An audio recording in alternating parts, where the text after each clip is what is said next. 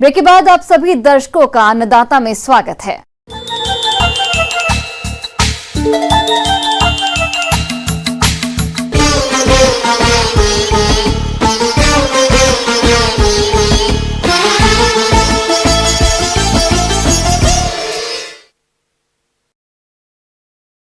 देश में हर साल धान का उत्पादन बड़े पैमाने पर होता है, लेकिन कटाई से लेकर भंडारण तक लगभग 10% धान खराब हो जाता है।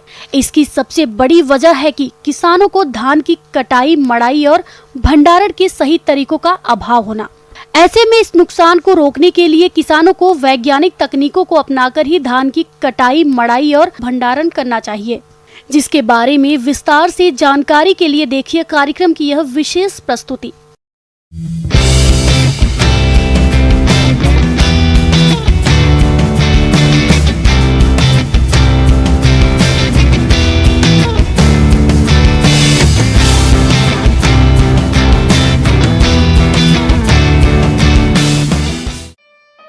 विश्व में भारत धान उत्पादन में चीन के बाद दूसरा सबसे बड़ा उत्पादक देश है।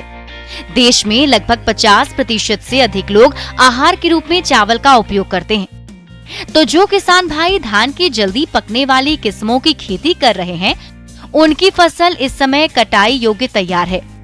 और जैसा कि धान की फसल की कटाई से लेकर भंडारण तक लगभग 10% तक नुकसान हो जाता है, इसलिए कटाई और कटाई के बाद धान में होने वाले नुकसान को कम करने की सबसे अधिक जरूरत है। किसान भाइयों, धान की कटाई उचित नमी और सही समय पर ही करनी चाहिए। जब धान की 85% बालियां सुनहरी हो जाएं और दानों में नमी का प्रतिशत 20 से 25% हो जाए, इसके अलावा दाने को मुंह में दबाने पर कट की आवाज आए, तो समझ लेना चाहिए कि फसल कटाई योग्य तैयार है। किसान भाइयों, फसल की कटाई के 10 से 15 दिन पहले खेत से पानी निकाल दें और इसके बाद कटाई करें। धान की कटाई मजदूरों या शक्ति चलित यंत्रों जैसे रीपर, कंबाइन हार्वेस्टर द्वारा की जाती है। मजदूरों द्वारा हंसिया से कटाई भी की जाती है। कटाई के बाद फसल को खलिहान में सूखने के लिए रखें, क्योंकि अगर कटाई के समय दानों में नमी ज्यादा होगी तो फफूंद लगने, कीड़े लगने और दाने के अंकुरण होने की समस्या ज्यादा हो जाती है। हंसिया द्वारा कटाई करने पर फसल को नुकसान काफी कम होता है और धान का पुआल भी अधिक मात्रा में मिलता है, परंतु हंसिया से कटाई काफी धीमी गति से होती है, जिससे कटाई पर आने वाला खर्च अधिक हो जाता है। वहीं कटाई के समय मजदूरों की कमी के चलते किसान शक्ति चलित मशीनों में रीपर और ट्रैक्टर चलित कंबाइन का प्रयोग धान की कटाई में करने लगे हैं, जिससे इंजन चलित मशीन धान को काटकर एक तरफ लाइन में लगा देती है, जिसे बाद में इकट्ठा किया जाता है। कंबाइन द्वारा धान की कटाई जमीन से काफी ऊपर से की जाती है। कटाई के साथ साथ मड़ाई और ओसाई भी हो जाती है, लेकिन कंबाइन से धान कटाई में पुआल का नुकसान होता है और काफी धान टूट भी जाते हैं।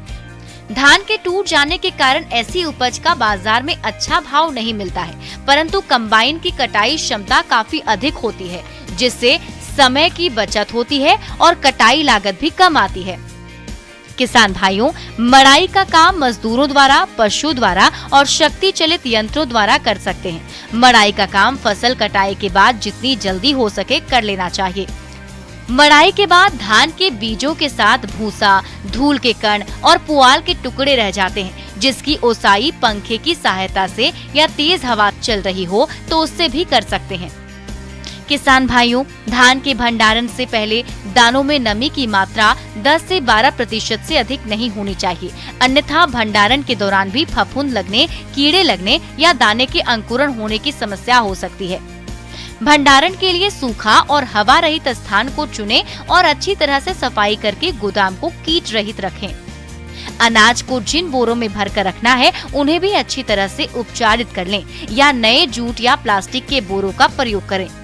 भंडारण गृह में बोरों की छलियां दीवार से 3 फीट की दूरी पर लगाएं और बोरों को जमीन पर प्लास्टिक बिछाकर या लकड़ी के गत्तों पर रखें, जिससे आपका अनाज कई दिनों तक सुरक्षित बना रहेगा। इस प्रकार किसान भाइयों, आप इन सभी बातों को ध्यान में रखते हुए यदि धान फसल की कटाई, गहाई और भंडारण करते हैं, तो आप धान की फसल से अच्छी क्वालिटी की उपज लेकर उसे काफी दिनों तक सुरक्षित रख सकते हैं।